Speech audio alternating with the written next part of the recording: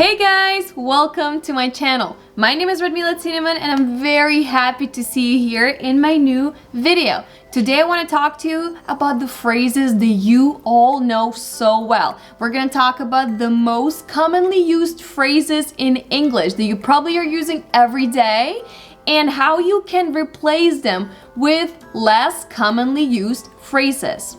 But before we begin, please do not forget to like this video and subscribe to this channel because I'm gonna try to create more useful content about English language for you guys. And with no further ado, let's go.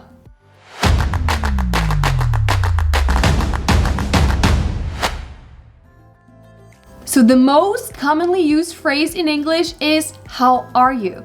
But did you know that there are around 20 different ways to replace this phrase and that you can actually use 20 different other examples? So let me show you those examples. Also, when I repeat them, try to repeat them with me so you can internalize the phrase, try it out and see how it works for you. And you can also work a little bit on your American accent with me. So please do not forget to repeat once I say this phrase. First replacement phrase can be what's up? What's up? It's a very informal way of asking how are you, and you usually can say this to your friends, but definitely not to your professors or your employer. So it's a very informal way to ask how are you doing. The second phrase, how are you doing? How are you doing? It's a very common way to greet a person. I personally use it very often. You can use it formally and informally as well. How are things with you? How are things with you? It's another phrase used in pretty informal language between friends, co-workers, classmates, and so on. What's new with you? What's new with you?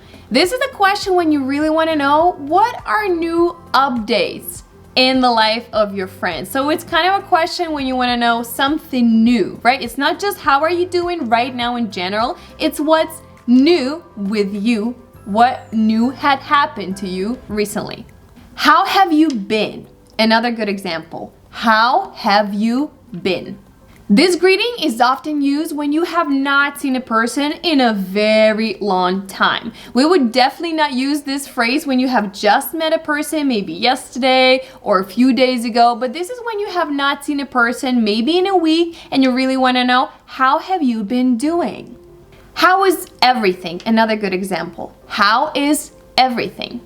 The tricky thing about this question is that you don't really want to know how is everything in every single detail, but you're just inquiring how are things in general. How is everything? Are you okay? How is everything? How are you getting on? How are you getting on? This is a pretty formal way to ask how are you doing, how have you been doing, how are your things? And you definitely should use this phrase if you want to know a bit more details than just I'm okay. This question is opening up the floor for your interlocutor to answer the question in more details. There are plenty of other examples, but these are the ones that I usually use in my daily life. So do not be ashamed, do not be embarrassed to try and be original and mix these questions up. Don't just ask how are you, because there are so many other examples that you can also use.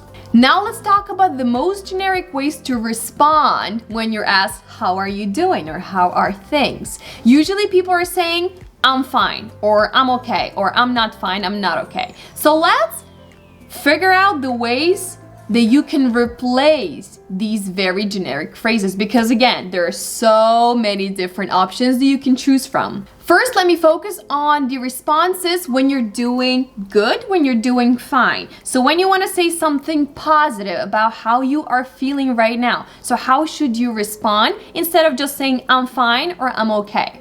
You can say I'm doing great. I'm doing great. You can say I'm doing good. I'm doing good. I'm doing well. I'm doing fine. I'm doing pretty good. I'm doing pretty great. Pretty good. You can say can't complain. I cannot complain. Cannot complain. Can't complain. You can say not bad. I'm doing not bad. Not bad at all. Or all good. All these expressions convey the same meaning that you're doing pretty fine, but in a different way. So again, try to mix them up. If you're not feeling very well, if you're not feeling upbeat, if you're not feeling energetic, and you would like to say, I'm not fine, not okay, there are also many ways how you can say it and how you can convey your feelings. Let's look at them. You can say, not too bad. Not too bad. You can say, same old, same old. Like it's just the same as it was a few days ago or a few weeks ago. It's same old, nothing new, nothing interesting. You can say, I'm all right. I will be all right. Like it's gonna all be okay. You should not worry about me. I will be fine. You can say, I've been better. I have been better, meaning that you've had better days than right now, and right now is really not the best day in your life, but it's gonna be okay. You have been better. You can say better now that you're here, meaning that you're feeling much better now that a person you're talking to is with you right now. So you can say better now that you're here with me. You're here.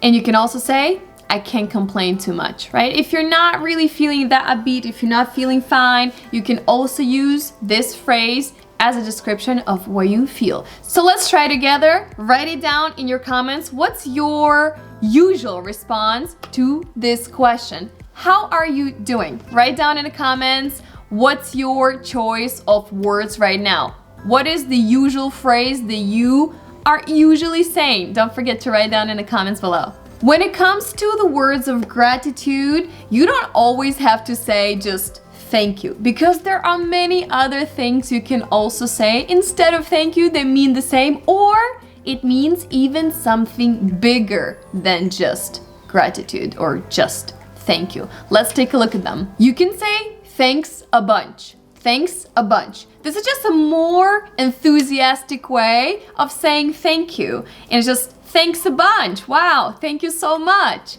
You can also say thanks a million. Thanks a million. I'm so grateful for you doing this. Thanks a million. And you can see, right, that when I say these words, it just seems like I'm so much more enthusiastic about this. It's not just thank you, it's thanks a million. You can also say, I appreciate it. I appreciate it. With these words, you're conveying that you feel such a big, warm gratitude towards this person and what they did to you. It really means a lot to you. You really, really care about it. Thank you. I appreciate it. You can also say, much obliged. Much obliged. Thank you so much. I really am now indebted to you because of the thing you did to me. Thank you so much for your help. I really, really appreciate it, right? It's like something so big that now you will have to, you can do a favor to this person as well because you really, really feel a lot of gratitude towards that person.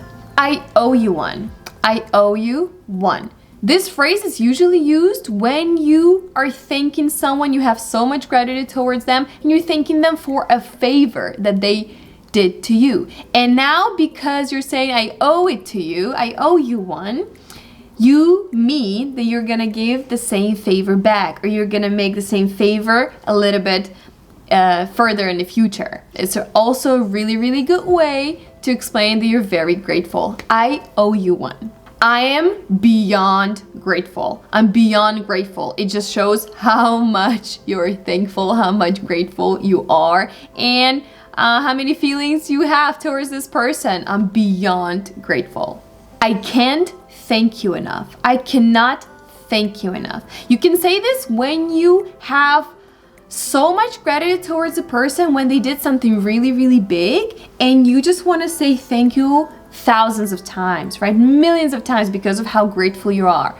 I cannot thank you enough for what you just did to me. You can also say, it's very kind of you.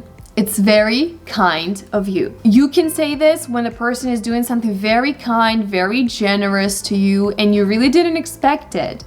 It shows how much care they have towards you. You can just say, it's so kind of you. It's so kind of you. The last example that I actually use quite a lot, you can say, it means a lot to me. It means a world to me. You can say it when you feel so affected by what a person did. You feel so affected. It's so warm and so kind of them to do this. It means so much to you that you can say it means a world to me. Thank you so much.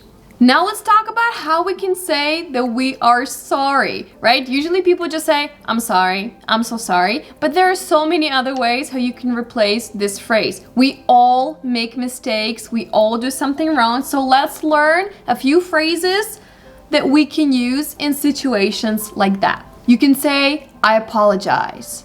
I apologize. This is a pretty formal way of saying I'm sorry. Or you can say, my apologies. My apologies. You can also write it in an email. It's a very formal way of apologizing.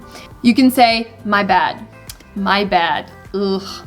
I'm so sorry that happened. My bad. It's like your mistake. You're acknowledging that this happened because of you. It's your bad. My bad. You can say, that's my fault. That's my fault. Also, it means that the mistake you did is your mistake. You're acknowledging it and you're taking full ownership and responsibility for it. So that's why you can say, it's my fault. I'm sorry. It's my fault. You can say, that was wrong of me. Also acknowledging it that was your mistake. That was wrong of me. You can also say, pardon me. Pardon me. I'm sorry. Kind of means the same thing, but it's also a very formal way of saying I'm sorry. You can also say, I want to make it up to you. I want to make it up to you. When you say it, it means that you're not just sorry, you also want to remedy what you just did, right? You also want to do something nice to a person who you have just hurt. So you can say, I want to make it up to you. It was my bad. I'm so sorry. Apologies. Can I do something? Please forgive me. You can also mix them up. You can create a much better apology than just one sentence, but try to select from these phrases because definitely it sounds so much better than just saying, I'm sorry. And the last phrase that is so commonly used today is the phrase goodbye. Bye-bye. Everyone is just saying bye, bye-bye, but there are also hundreds probably of ways how you can say it in a different way. Let me share with you my most favorite ways of saying goodbyes. And also do not forget to repeat after me. Practice your American accent, just repeat after me. Instead of saying just bye, you can say see you later, see you later, or talk to you later. Talk to you later, or see you soon. See you soon. You can say it when you know for sure that you're gonna see this person very soon. For example, your classmate that you're gonna see in class tomorrow, or your colleague, coworker, your friend that you're meeting with tomorrow or very, very soon. So just use it when you know for sure that you're gonna meet this person in the near future. You can say, take care. Take care. This is kind of a very formal way of saying goodbye. You probably have heard it if you go, for example, to the doctor or somewhere else where they just tell you, take care of yourself, you know. You take care of yourself.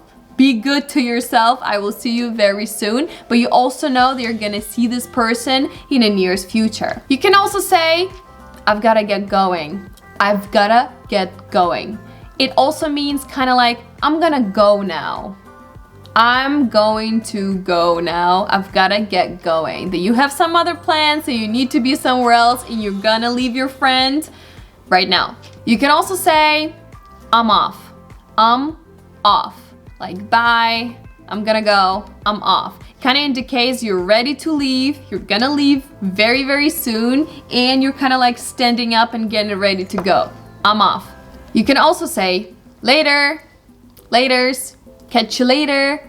These are kind of like slang ways of saying goodbye. It also means that you're gonna see a person very, very soon, which I kind of use sometimes when I'm gonna see my friends. For example, in another week, you can say just later, catch you later, I'll see you later. And if you just want to be formal, you can always say, have a nice evening, have a nice day, have a nice evening. I will see you later, I'll talk to you soon.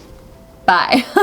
So, also feel free to write in the comments which way of saying goodbye do you use more frequently. For example, my way of saying goodbye to my friends is usually talk to you later. I'll talk to you soon. I'll see you soon. That's kind of my way of saying goodbyes. And speaking of goodbyes, this is kind of the end of my video. I really hope that you enjoyed it, that we worked a little bit more on expanding your vocabulary. I'm gonna try to make more videos about expanding your vocabulary, learning new words, and trying to use them in your daily routine. Remember that just learning words is never going to be enough. Don't just learn your new English words. Write them down. Practice them. For example, those words that you just have heard from me, use them today in your daily routine. Use them tomorrow. Use them at least at some point. Make them active in your vocabulary, because as long as they stay passive, you're never really going to take advantage of these words. Also, please do not forget to like this video, subscribe to this channel, and write your suggestions in the comments. What else would you like me to record? Your comments will be very appreciated. Your comments mean a lot to me because they indicate that you like this content and that you're interested in seeing more videos from me. Thank you all so much for spending this time with me, and I will see you very, very soon. Goodbye.